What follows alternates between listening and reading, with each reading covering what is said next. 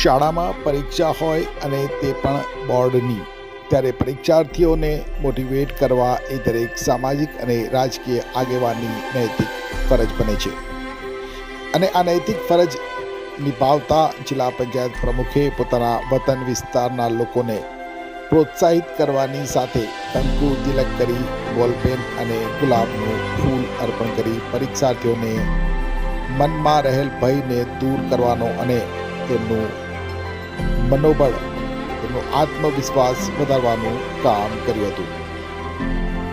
આજે સંખેડા તાલુકાના ભાટપુર ખાતેની ભાટપુર સાર્વજનિક હાઈસ્કૂલ કેન્દ્ર ખાતે ધોરણ 10 SSC બોર્ડની પરીક્ષા આપવા જતા પરીક્ષાર્થીઓને છોટાઉદેપુર જિલ્લા પંચાયતના પ્રમુખ મલકાબેન પટેલ સહિતના પરિજન દ્વારા પ્રત્યેક પરીક્ષાર્થીને કંકુ તિલક કરી, મોં મીઠું કરાવી, ફૂલ અને બોલપેન આપી તેમના ઉજ્જવળ ભવિષ્ય માટે શુભકામના પાઠવી હતી.